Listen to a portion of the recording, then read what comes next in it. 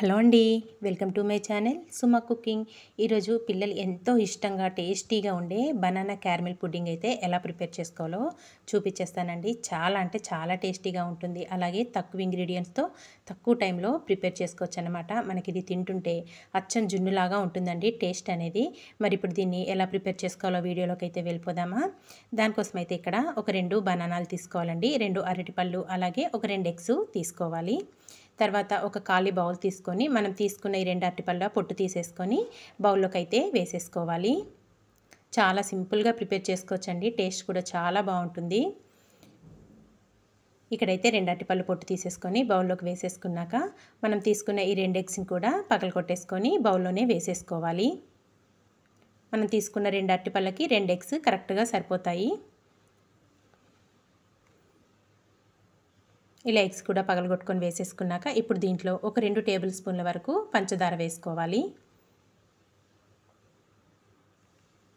ఇందులోనే కాచి చల్లార్చిన పాలు ఒక చిన్న గ్లాస్ వరకు పాలు కూడా యాడ్ చేసుకోవాలి. పాలు అనేటివి కొంచెం చిక్కగా ఉండేలా చూసుకోండి, టేస్ట్ అనేది చాలా బాగుంటుంది మనకి. ఇక్కడైతే కాచి చల్లార్చిన పాలండి, పాలు కూడా పోసేసుకోవాలి. ఇలా పాలు పోసుకున్నాక ఒక ఫోర్క్తోని మనం వేసుకున్న అరటిపళ్ళు ఎగ్స్ని బాగా ఇలా నేను చూపిస్తున్న విధంగా ప్రెస్ చేసేసుకోవాలండి. చక్కగా ఇదంతా ఇలా బాగా బీట్ చేసేసుకోవాలి. చూసారు కదా, ఇలా ఇదంతా బాగా కలుపుకున్నాక ఇప్పుడు ఒక మిక్సీ జార్ తీసుకొని ఇదంతా మిక్సీ జార్లో వేసేసుకొని మెత్తగా గ్రైండ్ చేసేసుకోవాలండి. చక్కగా మనం వేసుకున్న అరటిపళ్ళు ముక్కలన్నీ చక్కగా నలిగిపోయే విధంగా బాగా మిక్స్ చేసేసుకోవాలి. ఇలా మిక్స్ చేసుకున్నదంతా ఇప్పుడు పక్కన పెట్టేసుకుందాము.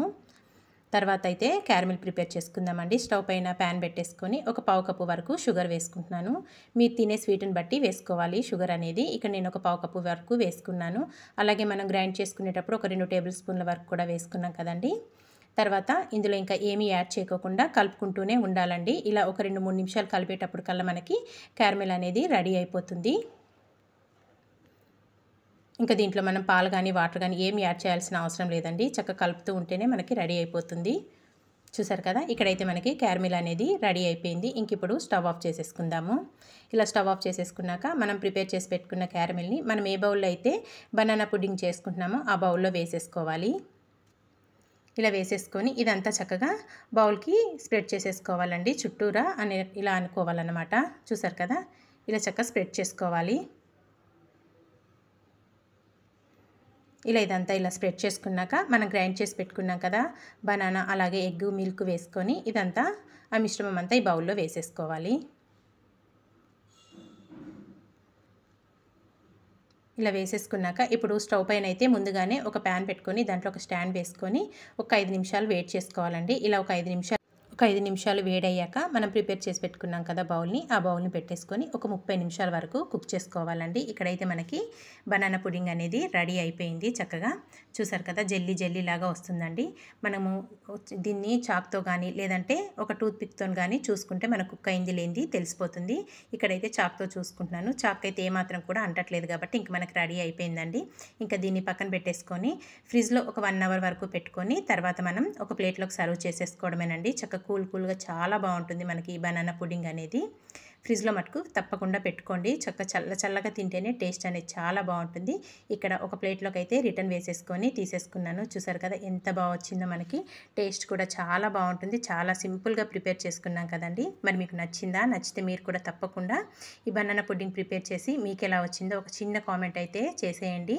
మనకి బనానా పుడ్డింగ్ తినేటప్పుడు అచ్చంగా మనకి జున్ను తిన్న ఫీలింగే ఉంటుందండి. అంత రుచిగా ఉంటుంది.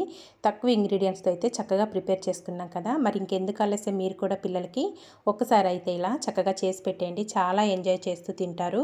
చూడండి, నేను ఒక పీస్ కూడా కట్ చేసి చూపిస్తాను మీకు. జెల్లీ జెల్లీలాగా ఎంత సాఫ్ట్గా వచ్చిందో చాలా బాగుంటుందండి. తప్పకుండా మీరైతే ఒక్కసారి ట్రై చేశాక మీకు ఎలా వచ్చిందో ఒక చిన్న కామెంట్ చేయండి. అలాగే మా వీడియోస్ కనుక మీకు నచ్చితే మీ ఫ్రెండ్స్కి, రిలేటివ్స్కి కూడా షేర్ చేసేయండి. ఇలాంటి మంచి మంచి వీడియోస్ కోసం అయితే మరి వెంటనే మన ఛానల్ని సబ్స్క్రైబ్ చేసుకోండి ఫ్రెండ్స్. వీడియో నచ్చితే లైక్ చేయండి. థ్యాంక్ యూ ఫర్ వాచింగ్ అండి. Bye bye.